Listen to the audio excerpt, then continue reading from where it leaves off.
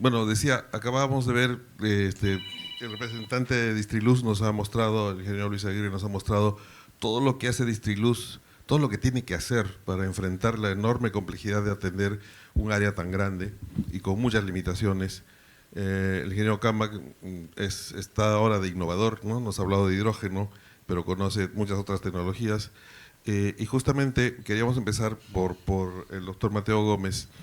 Como representante de la Cámara de Comercio y en consonancia con el título de nuestro panel es cómo ven desde el punto de vista del consumidor la situación del suministro de energía eléctrica, ¿no? ¿Hay déficit? ¿No hay déficit? ¿Qué es lo que sienten? ¿Cuáles son sus perspectivas con el crecimiento de la demanda? Que entendemos que este es un año atípico por la zona, por la sequía, que la demanda no ha crecido tanto, ¿no es cierto? Pero normalmente el norte crece a tasas muy altas. Entonces queríamos empezar con su participación, con su visión del tema. Bueno, muchas gracias nuevamente por la amable invitación, ¿no? Sí, ¿qué es lo que vemos actualmente? Yo creo que hay dos cosas que tenemos que considerar, ¿no? Efectivamente, como muy bien dices, Piura y en general todo el norte, pero especialmente en Piura hay dos notas que se mantienen típicamente siempre, ¿no? Que es el crecimiento poblacional y el crecimiento económico, ¿no? Por supuesto que no a tasas como las que teníamos hace algunos años, pero sí hay un crecimiento constante, ¿no?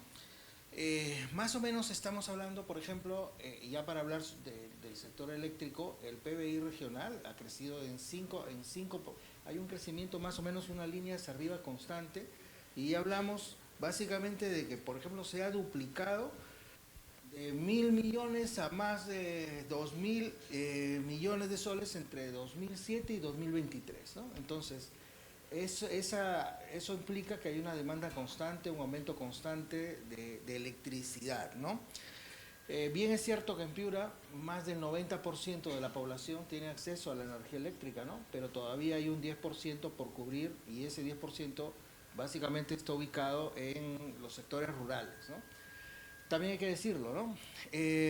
Otra cosa que tendríamos que decir también, que me parece importante resaltar, es que Piura, si bien tiene dos soportes económicos básicos, que son la agroexportación y la pesca, este año hemos tenido un año muy malo en pesca.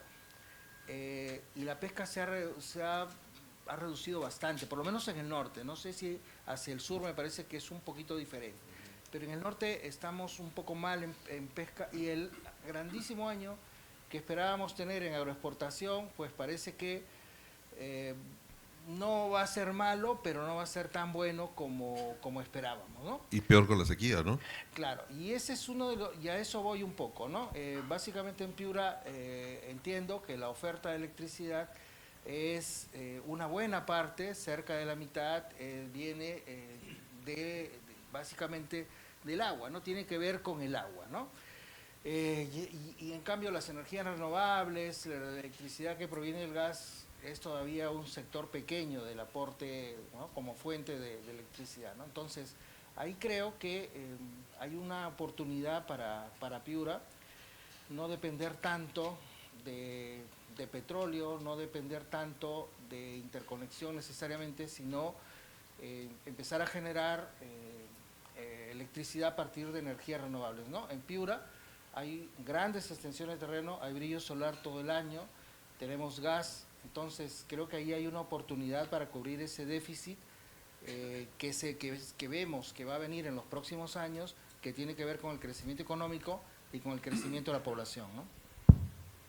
Sí, bueno, en segunda ronda trataremos de ver cómo ven desde los clientes si hay suficiente atención o no a la demanda, si hay demanda reprimida o no. Efectivamente, pues la población crece rápidamente, se reproduce mucho en Piura, ¿no? Entonces, hay un tema para enfrentar, pero quisiera precisar un tema, ¿no? Si efectivamente el norte importa una cantidad importante de la energía que consume, viene del centro, y está producida entre gas natural, agua y algo de renovables. Lo que quisiera precisar es que, para que no quede por ahí, que la sequía puede, como afectaría a hidroeléctricas, la sequía que está experimentando Piura y el norte en general, afectaría la generación de electricidad y estaríamos en problemas. Ahí sí, y quiero precisar que en este caso, afortunadamente, en Piura no hay grandes centrales hidroeléctricas. Las que hay son pequeñas y efectivamente están sufriendo terriblemente, pero las grandes centrales hidroeléctricas están ubicadas en el centro del país, que no está sufriendo la sequía, ¿no? Chaglla, Cerro del Águila, la central de Mantaro, que son las más principales, las más grandes, no están sufriendo sequía. Estos son datos que se pueden verificar. Así que por ahí un poco, si es que hay periodistas en la sala, no vayan a salir a decir y sequía y apagones, ¿no? No vamos a tener la situación que está teniendo Ecuador. Definitivamente eso está alejado. En todo lo que queda del año y lo que va del siguiente año no debería haber ese problema de ninguna manera. Pero bueno, entonces, Daniel, tú que estás viendo el hidrógeno como posibilidad, pero parece que no para la generación, y nos han hablado de que, claro, Piura tiene un desarrollo, un potencial grande de, no solo de energía solar por las grandes extensiones, porque también la zona de Talar, en la zona de costa hay buenos vientos, ¿no es cierto? Y depende del centro para importar. ¿Qué crees que se puede hacer, qué falta para hacer para que se desarrolle más ese potencial eólico, solar y de otras alternativas que hay en la zona? A ver, yo creo que primero hay que poner en contexto dónde está el problema, digamos, de la posible falta de suministro, ¿no? Porque en realidad, como siempre hemos mencionado, hay suficiente oferta de generación en general en el país, pero el problema que tenemos es falta de infraestructura, de transmisión para que pueda llegar especialmente digamos, hacia los clientes que están un poco más alejados de las principales subestaciones, ¿no? Entonces, fíjate, ya desde el año 2008, si no me equivoco, en que se comenzaron a hacer los primeros planes de transmisión, de la subtransmisión, no ha evolucionado como debió haber evolucionado, ¿no? Y se creó eso justamente para no tener ese problema. Pero sin embargo, no se contó que efectivamente hay en torno de las empresas probablemente públicas hay una problemática diferente al de las empresas privadas, ¿no? Porque ese problema de la subtransmisión no la tenemos en Lima, por ejemplo, pero sí lo tenemos en provincias, ¿no? Entonces, no es un problema de falta de generación, es un problema de falta de transmisión. Pero el punto es que ya está el problema, ya esa infraestructura no va a llegar tan rápido, a pesar de todos los esfuerzos que nos ha mostrado Luis, sin duda en su presentación. Entonces, la solución natural es la generación distribuida, ¿no? La solución natural, y qué es lo que está haciendo también Distriluz con estos contratos que también nos han mostrado de comprar energía a las generaciones locales. Ahí lo que efectivamente falta, y se mostró en la presentación anterior, es completar la regulación de generación distribuida, ¿no? Fíjense, desde 2015, ¿cómo no se puede completar un reglamento? Es impresionante, ¿no? Pero, y además se hizo mucha tentativa de publicar ese reglamento. El problema es que a veces en una normativa que solamente debería hablar de generación distribuida, se puso otros elementos más que generaron mucho nerviosismo en el sector. Y por culpa de esos elementos adicionales no se terminó de aprobar la norma de generación distribuida, ¿no? Porque si no se ponían esos elementos adicionales seguramente se hubiera aprobado y hoy día estaríamos con ese reglamento. ¿Y por qué es necesario? Porque pondría las reglas claras para tener mayor competencia, y siempre mayor competencia al final es bueno para el consumidor o para el cliente, ¿no? Entonces, creo que sí, generación distribuida, creo que hay espacio para las solares, hay espacio para las eólicas en ese ambiente, pero también, y quizás esto puede que no le guste a mucha gente, pero la verdad que otros países han evolucionado mucho con el concepto de generación distribuida, ¿no? Porque acá estamos hablando de generación distribuida más en el ámbito de 10, 15, 20 megavatios, ¿no? Pero también hay la microgeneración distribuida, ¿no? Donde los propios consumidores pueden poner, digamos, sus paneles solares, ¿no? Y no solamente autosuministrarse, sino en eventuales momentos estar inyectando a la red, ¿no? Y ahí se genera un espacio también de comercialización para terceros o los propios distribuidores para acumular esa energía de diversos consumidores domésticos que ahora son productores domésticos de energía, y eso se puede vender en otros contratos a otros clientes, ¿no?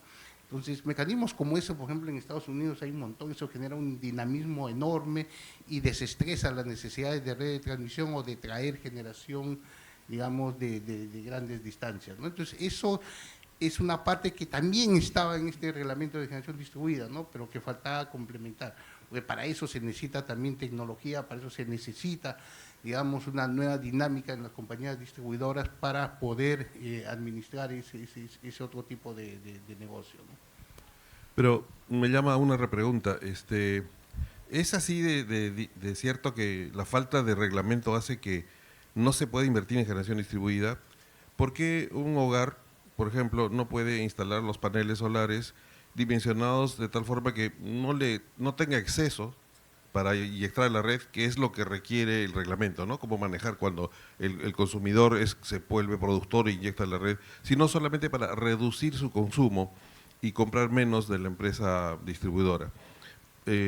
Ahora ya lo puede hacer. ¿Por qué eso no está masificado?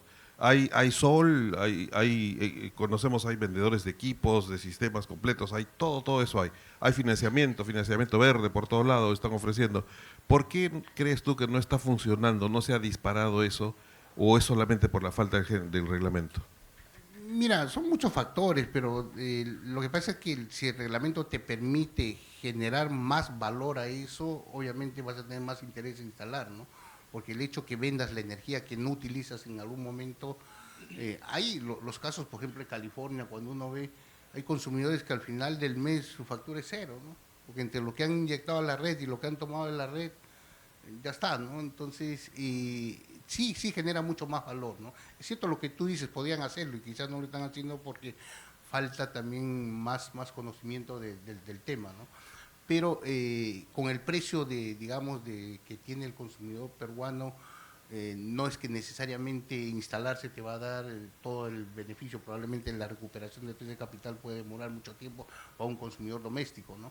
Pero si tienes estos otros elementos sí podría, digamos, generar más incentivo. Yo creería que ese es el kit del asunto, ¿no? En realidad, por más que se dice que la tarifa en el Perú es muy alta, es más alta de Latinoamérica, excepto, o es la tercera más alta, etcétera, el componente de energía pura no es tan barato, no es tan caro, más bien es muy barato. Y entonces, lo que recupera el que invierte en energía solar en su techo, lo recupera solamente comparando con ese precio. Y entonces, la inversión que tiene que hacer la recupera en varios años, ¿no es cierto? La recuperaría en 6, 7 años y no mucha gente tiene pues capital para invertir y recuperar en 7 años. Yo diría que ese es un punto fundamental. Claro, pero fíjate, imagínate que instale, que instale sus paneles solares y después tiene que seguir pagando por el BAD o la red de distribución. Es ahí donde ya las cuentas no cierran, ¿no? Entonces, por eso que la reglamentación de eso tiene que contemplar si va a ser un mecanismo de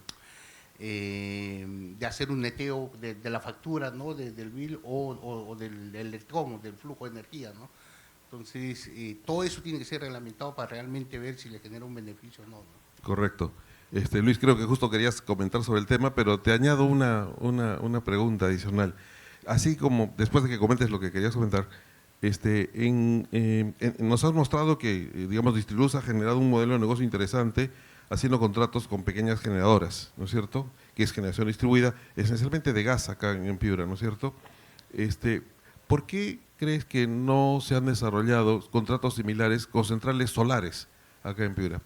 ¿Cuál ha sido la dificultad para que, así como han firmado con estas turbinas gas que están en el tablazo, ¿no es cierto?, que ha sido un contrato conceptualmente muy exitoso, ¿por qué no se ha podido cerrar el negocio? ¿Qué dificultades hay para que algún inversionista, una de las Pampas, instale una central solar, haga un contrato con Enosa y funcione igual que el del tablazo?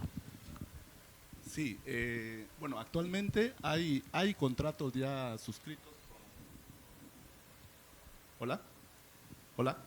Sí, actualmente ya se tienen algunos contratos para ingreso en el año 27, 28 por un periodo de tiempo con algunas centrales fotovoltaicas. O sea, no ha habido, digamos, una restricción a dicha tecnología, aun cuando no existe un reglamento, digamos, vigente, ¿no? Entonces, bueno, lo del gas es mucho más sencillo porque ya se tiene el recurso y se puede suscribir. Incluso algunos de ellos ahora han adquirido activos de generación siendo operadores de gas, ¿no? Entonces, ese riesgo de no contar con el suministro que a veces podría encarecer la propuesta al distribuidor, se reduce al manejar ambos negocios y asegurar la continuidad del suministro de gas, ¿no? Entonces, yo creo que a futuro se va a materializar estos proyectos bilaterales con tecnología solar, ¿no? En los próximos años. Un tema adicional que quería mencionar, digamos complementando lo que mencionó Daniel, es que hay un requisito básico para que, digamos, se mueva el tema de la microgeneración, que es la medición inteligente, ¿no? Es necesario la bidireccionalidad del medidor para poder registrar esas inyecciones, digamos, de energía a la red y poder netearlas para beneficio del consumidor. Estamos ahora, digamos, saliendo de un proceso regulatorio del BAD anterior, donde se aprobaron algunos pilotos de medición inteligente para las empresas. Algunos ya la han terminado. Hay un compromiso que es una exigencia regulatoria de renovar el parque total de medidores en 8 años. Es un periodo muy pequeño para poder, digamos, hacer el trabajo. Va a haber seguro una extensión para ello, pero sí es fundamental que la infraestructura esté preparada también para poder incorporar estas nuevas formas digamos, de negocio o de beneficio para el usuario de inyectar energía en la red y poder netear sus consumos, ¿no? Efectivamente, ese es un tema trascendental para poder promover la generación distribuida. Sin medición inteligente bidireccional no se puede hacer, ¿no es cierto? Y entonces la pregunta es, ¿quién está impidiendo que se haga? Dilo nomás. Bueno, nosotros en Distriluz por lo menos estamos avanzando con el tema de la medición inteligente. Tenemos un proyecto para implementar más de 35.000 medidores entre todas las empresas para poder ya disponer de tecnología para, digamos, hacer las pruebas de tecnologías y también de instalación, ¿no? Porque en realidad no es tan sencillo en la práctica ir y cambiar el medidor al usuario, ¿no? Tienes que buscar la forma de poder convencerlo de que esto de alguna manera va a contribuir también a, digamos, medir de manera más eficiente su consumo y evitar algunos inconvenientes que se puedan presentar de rechazo a este cambio, porque lo asocian inmediatamente a un crecimiento de la factura, ¿no? Claro. Entonces, en ese sentido nosotros estamos trabajando, al igual que otras empresas, ¿no? Incluso algunas están un poco más adelantadas que nosotros nos demoramos mucho en adjudicar el piloto, que es una de las restricciones que vamos superando en las empresas del Estado con el tema de las contrataciones, ¿no? Pero Distriluz está avanzando en esa línea, ¿no? No nos queda duda, pero él no lo quiere decir, no lo puede decir porque es muy educado, pero acá el responsable es Ocinermin, hay que decirlo con todas sus letras. Las empresas distribuidoras vienen planteando la medición de dos vías hace mucho tiempo y hay todo un problema con Ocinermin, tiene una regulación, quiere establecer un medidor que es como para Suiza, carísimo, no termina de aprobar que esto se ponga en la tarifa, cuando este es el ladrillo básico fundamental para cualquier red inteligente, para cualquier generación distribuida, etcétera, y son ellos mismos los que no dejan que se pongan los ladrillos fundamentales, ¿no? Pero bueno, como Luis, le pueden hacer sancionadores, entonces por eso no lo puede decir. Y además le tengo una mala noticia, Luis, porque no sé si se dieron cuenta, pero estos desarrollos con centrales solares o a gas o lo que sea, se basan en lo que se llaman los contratos bilaterales, que es un contrato que una distribuidora puede hacer con un generador libremente, sin concurso, siempre y cuando sea tarifa de barra o tarifa regulada menos algo, ¿no? Y el proyecto de ley que está en el Congreso, que está destinado a promover el desarrollo de renovables, irónicamente, va a quitarles esa posibilidad a las distribuidoras, va a eliminar la posibilidad de contratos bilaterales, así que tus centrales solares no se van a hacer, Luis, lo lamento mucho. Y después de dar la mala noticia, vamos a ver si hay más malas noticias. Doctor Mateo, cuéntenos, ¿cuál es la visión ya de los usuarios industriales en la zona, industriales, comerciales, etcétera, de la Cámara de Comercio? ¿Cómo ven el servicio? ¿Es suficiente? ¿No es suficiente? El nombre es Hay déficit, así nos dice el título del panel. Claro, probablemente no hemos sentido todavía el llamado, el reclamo por el déficit, por la ralentización de los propios proyectos, ¿no? O sea, todos los proyectos asociados a la agroexportación están parados desde que se derogó la ley de promoción agraria y están parados ahora mismo con la crisis hídrica que vivimos, ¿no? En el tema de la pesca te decía que hay un retroceso, ya todo eso hace que se paralicen todos esos proyectos y esa demanda que vendría de Paita básicamente, pues no se siente en este momento en el cliente, ¿no? No hay un reclamo muy claro en este momento, ¿no? Pero más bien lo que hay son preocupaciones, ¿no? Y lo que hay son preocupaciones porque, por ejemplo, en el caso de, si bien es cierto, mencionabas que las pequeñas hidroeléctricas, pues aquí no se va a sentir mucho el impacto de la crisis hídrica, pues claro, aunque, por ejemplo, Sinersa es una de las pequeñas hidroeléctricas, pero de las más grandes de las pequeñas, digamos, y sí viene alimentada de pohechos, ¿no? Entonces, si no va a pasar agua por ahí, no va a poder turbinar absolutamente nada. Y probablemente tengamos que parar pohechos para poder recuperar pohechos. Es una de las cosas que se está empezando a estudiar, ¿no? Aunque con reservorios satélites para no parar, es imposible para, digamos, pararlo completamente, ¿no? Entonces, esa es una preocupación muy grande que ahora existe, qué va a pasar con todo ese tema, ¿no? Mañana, por ejemplo, en Cámara de Comercio organizamos con Universidad de Piura y el Proyecto Especial Chira Piura un evento donde hay expertos que van a tratar de debatir sobre qué hacer con pohechos, ¿no? Va a ir el gobernador regional, me dijo, para tratar de escuchar y que no se lancen con cualquier cosa, ¿no? Entonces, pensamos que si ayudamos a cerrar esas brechas, sí, y los proyectos van arrancando, van avanzando, sí, probablemente tengamos un impacto en cuanto a reclamar más energía para cubrir ese 6% más o menos de demanda proyectada que esperamos en los próximos años, ¿no? Sí, bueno, efectivamente Poechos y Grumuy entiendo que están parados en este momento, totalmente parados, porque no hay suficiente agua y así que, pero como repito, felizmente que la energía viene del sistema interconectado. No es lo ideal sería tener generación local también, ¿no es cierto? Y no depender tanto de la transmisión. Pero me voy a saltar a Daniel un ratito para volver con Luis, porque justamente, y Daniel lo mencionó, ¿no es cierto? Hay un gran problema con lo que se llama la transmisión de las distribuidoras, ¿no? Esto en la jerga del sector es el PIT, el Plan de Inversiones de Transmisión, que lo aprobó Sinermin, y está muy atrasado, ¿no es cierto? A pesar de todos los esfuerzos de Distriluz y de todas las distribuidoras estatales, está muy atrasado, y eso es terrible, porque puede haber generación, puede haber transmisión troncal, que está más o menos, está funcionando, pero si no hay la transmisión local, no llega la energía a la última milla, al cliente final. Entonces, Luis, ¿puedes contarnos todas las dificultades que enfrenta una empresa del Estado para por fin lograr ejecutar esto, desde que planifican o Siner les aprueba menos de lo que pidieron, etcétera, etcétera? Claro, sí, efectivamente, yo creo que desde este tema de los problemas de los retrasos en los planes se ha venido hablando desde hace ya algún tiempo, ¿no? Hay problemas de fondo que son estructurales que no se resuelven, ¿no? Hay demasiados agentes involucrados en el proceso, tenemos restricciones también por el lado de las empresas del Estado en cuanto a la existencia del Invierte PE, la existencia de la ley de contrataciones, que de alguna forma ralentiza que estos procesos puedan adjudicarse, ¿no? Sin mencionar el problema de los estudios ambientales, la permisología, las autorizaciones que se necesita, y eso extiende, digamos, los plazos de ejecución.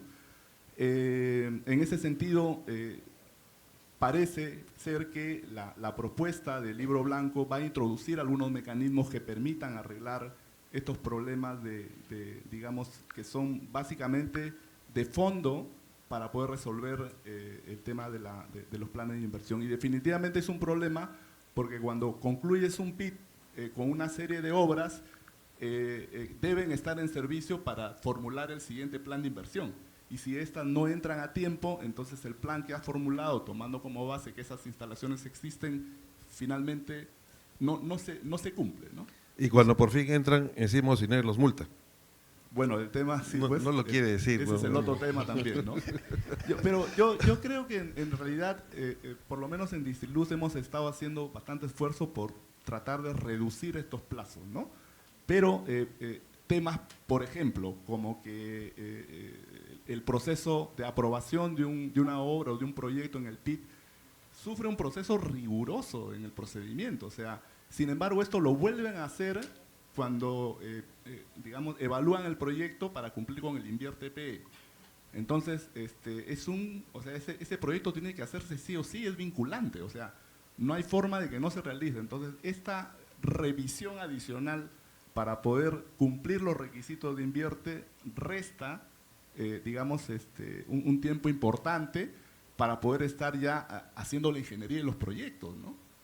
Entonces, por ahí va un poco el tema. Y por último, cuando licitan el Colegio de Contrataciones del Estado, el que pierde impugna y paraliza todo. Sí, hemos tenido casos, la verdad, bastante llamativos, por no decir, por ejemplo, procesos que se adjudican e inmediatamente se tienen que cancelar los contratos porque el que ganó no está dispuesto a cumplirlo, ¿no? Sin mencionar a veces también que el mecanismo para adjudicar una obra es el bajo precio, o sea, es el costo más económico, y a veces no se pueden introducir algunos mecanismos de competencia para elegir al mejor, ¿no? O poder estar seguro de que quien se adjudica pueda finalmente cumplir con el compromiso de culminar la obra a tiempo, ¿no? Perfecto, ahí Daniel, te veo inquieto, tú tienes la solución. No, lo que pasa es que estaba pensando, mientras hablaba Luis, porque en su presentación él mostró un plan de 20 años, ¿no? Con varias subestaciones, líneas, y yo en mi cabeza decía, José Termín le va a aprobar la mitad, y la mitad que la apruebe va a ser diferentes líneas, diferentes ubicaciones de las subestaciones, entonces, oh, Dios mío, no, eso no se va a ejecutar, ¿no? Entonces, pero bueno. No solo eso, le va a aprobar la mitad y luego va a poder solamente invertir en la mitad de la mitad, porque no le dejan y no le permiten endeudarse a largo plazo. Y va a poder ejecutar la mitad de la mitad de la mitad. Así estamos. Sí. Oye, pero quería volver, si me permites un minuto muy rápido, porque hay un concepto bien importante, y creo que estuvo en la presentación también de Kondo hace un momento, el concepto de la respuesta de la demanda al precio, ¿no? Porque los clientes libres de alguna manera tratan de salirse de la punta porque pueden salirse, pero un consumidor doméstico no, ¿ya? Y para generar ese incentivo tú tienes que darle la señal de precio, ¿no? Pero no lo puedes dar solamente con punta y fuera de punta. Tiene que ser una señal horaria, ¿no? Porque, digamos, y la tecnología esta, digamos, de medición inteligente también tiene que ver con muchos otros elementos. Por ejemplo, en otros lugares tú ves asociado a tu panel, digamos, dentro de la casa, tú tienes los colores, ¿no? Y que aparece rojo cuando el precio de la electricidad en ese momento, en esa hora es muy alta. Entonces la ama de casa puede decidir no planchar ese momento, ¿no? O no lavar, no usar la lavadora o la secadora, ¿no? Entonces, cuando eso se produce masivamente, hace, digamos, una optimización del uso de la energía, ¿no? Pero para eso necesitas una tarifa no solamente de punta fuera de punta. Y te voy a poner un ejemplo. Hace varios años, creo ya 3 años, Ocinemín publicó la tarifa para vehículos eléctricos, ¿no? Para movilidad eléctrica, una tarifa competitiva, excelente, ¿no? El problema es que yo tengo mi auto eléctrico, ¿no? Entonces había todo programado para que solamente se cargue en la madrugada, ¿no? O sea, de 12 de la noche a 7 de la mañana. Pero si mi medidor no reconoce eso, de esa tarifa, nunca pude acceder a la tarifa, a pesar que físicamente estaba haciendo todos los esfuerzos. Entonces, esas son las cosas que hay que cambiar, ¿no? Claro que sí, le puedes prohibir a la ama de casa planchar, cocinar, lo que sea, pero no le cortes el secador de pelo. No. Luis, creo que te quedaste que querías hablar. Sí. No, solamente adicionar al tema de los proyectos del PIT, que es el reconocimiento del costo, ¿no? Esa es otra de las cosas.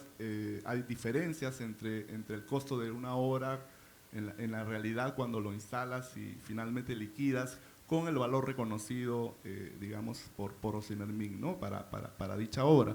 Esto también es un freno para que, por ejemplo, inversores privados también puedan participar. Por ejemplo, y se ha visto esto en los procesos de reasignación de esos proyectos, ¿no?